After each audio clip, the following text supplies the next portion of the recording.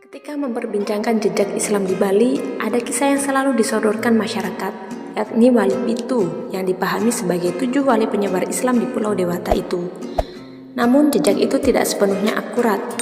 Hal itu sempat ditelusuri penulis dalam silaturahim atau ziarah Wali Pitu dari makam ke makam selama pandemi COVID-19 dari barat atau Jemberana hingga timur daerah Karangasem. Kalau menyebut Wali Pitu sebagai orang yang sudah lama berada di Bali, kami tertawa. Karena Wali Pitu itu rute wisata religi dari Biro Travel saja, ujar salah seorang tokoh masyarakat Karangasem, Pak Rudi, dikutip dari Antara. Ya, jika merujuk istilah Wali Pitu di Bali, maka orientasinya pada Wali Songo di Jawa yang merupakan Dewan Wali yang dibentuk Kanjeng Raden Rahmat atau Sunan Ampel, Surabaya, Jawa Timur pada 1404. Merekalah 9 penyebar Islam di tanah Jawa yang mendakwahkan Islam melalui metode dakwah yang strategis hingga mampu diterima masyarakat Jawa atau mampu mengislamkan masyarakat Jawa hingga melebihi 90%. Apakah di Bali juga ada semacam Dewan Wali itu? Faktanya, istilah Wali Pitu itu justru disusun Habib Thayyib Zain Arifin Assegaf dalam bukunya bertajuk Sejarah Wujudnya Makam Sab'atul Aulia Wali Pitu di Bali. Dalam buku itu, Habib Thayyib Zain Arifin Assegaf yang merupakan pengasuh Jam'iyah Manaqib Al-Jamali menyebut situs peninggalan makam-makam Wali Pitu yang lokasinya menyebar di beberapa wilayah di Bali.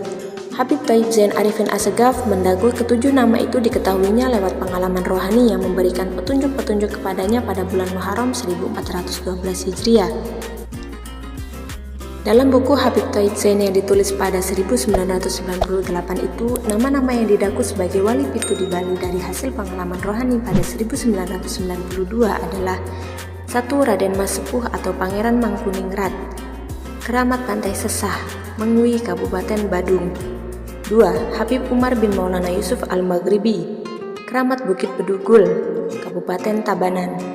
3. Habib Ali bin Abu Bakar bin Umar bin Abu Bakar Al-Hamidi, Keramat Pantai Kusamba, Kabupaten Klungkung.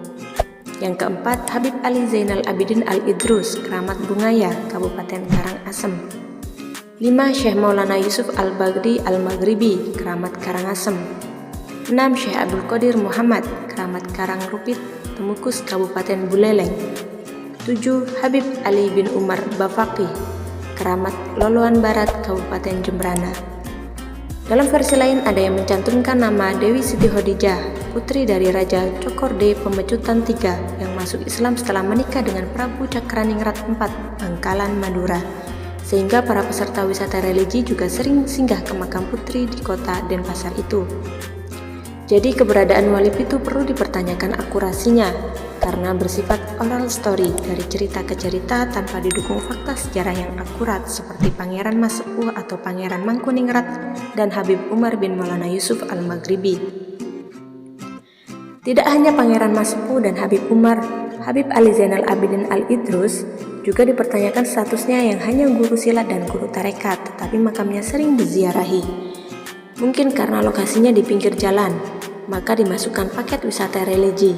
Padahal di sini masih ada makam yang lebih tua, yakni makam Saren Jawa yang tidak masuk rute Wali Pitu, tapi dari abad ke-15, kata Pak Rudi dari Karangasem. Bisa jadi tokoh-tokoh yang disebut dalam Wali Pitu itu memiliki peran dalam syiar Islam di Pulau Dewata, namun status mereka bukan seperti Wali Songo di tanah Jawa. Selain itu, tokoh Islam yang berkiprah dalam masuknya Islam ke Pulau Bali itu juga bukan hanya Pitu atau 7 orang, tapi banyak, misalnya Syekh Abdul Jalil yang dimakamkan di kawasan Saren Jawa, Karangasem. Kalau Habib Ali Zainal Abidin Al-Idrus itu dari abad ke-20 atau bahkan lebih, tapi Syekh Abdul Jalil, Saren Jawa, Karangasem itu justru mendirikan kampung Islam di Saren Jawa pada 1410. Jadi lebih dulu dari Habib Ali, kata tokoh masyarakat Karangasem, Ustadz Yusuf. Ia menceritakan Syekh Abdul Jalil salah satu dari 44 pengawal putri Demak saat bersilaturahim ke Raja Klungkung, karena Raja Demak ingin menjadikan Raja Klungkung sebagai menantu. Namun, Raja Klungkung menolak dengan mengajukan syarat dirinya siap menikahi putri Demak bila sang putri bisa mencabut rambut di kakinya. Ternyata gagal, sehingga sang putri pun pulang ke Demak. Saat pulang itu, putri Demak menyatakan para pengawal bisa ikut pulang ke Demak, tapi bisa juga menetap di Karangasem. Nah, salah satu pengawal yang menetap dan membuka hutan di Saren Jawa adalah Syekh Abdul Jalil, katanya. Pada masa lalu, Saren Jawa merupakan hutan yang di dalamnya ada sapi yang suka mengamuk dan tidak ada yang bisa menaklukkan, kecuali Syekh Abdul Jalil yang akhirnya mendapatkan lahan di hutan seluas lokasi amukan sapi itu dan saat ini dikenal dengan Kampung Saren Jawa. Di makam Syekh Abdul Jalil di Kampung Saren Jawa juga ada dua makam, yakni Kiai Haji Daudan Jero Tauman yang dimakamkan pada 1610. Status keduanya belum jelas, namun diduga berperan dalam pembukaan kampung Islam atau Saren Jawa itu. Di Kampung Saren Jawa yang dihuni 1.700 kakak Muslim itu hingga saat ini juga masih berkembang tradisi burdah, rudat, dan banjari. Kalau nyepi, kami juga menghormati masyarakat Hindu dengan tidak keluar dari kampung kami, katanya. Selain Syekh Abdul Jalil, di Karangasem juga ada Raden Datuk Mas Pakel atau Sunan Mumbul yang makamnya di dekat pantai di Pantai Ujung. Beliau tidak seberapa dikenal karena pengembara sendirian yang mengajarkan agama kepada masyarakat Karangasem, tapi masyarakat menghormati makam beliau, katanya.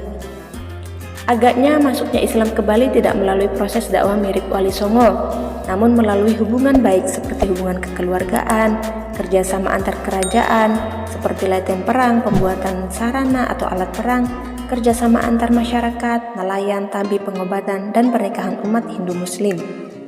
Misalnya di Desa Sindu, Sidemen, Kabupaten Karangasem yang umat Islam hanya 100 kakak, juga ada jalinan kekerabatan antara Muslim dan Hindu. Awalnya kakek saya juga beragama Hindu dan akhirnya menjadi generasi pertama yang masuk Islam, hingga ayah saya menjadi tokoh Islam di Sindu menjadi kepercayaan Tuan Guru Nuruddin, tutur tokoh Muslim Sindu, Haji Sak Abdullah. Wallahu a'lam bishawab.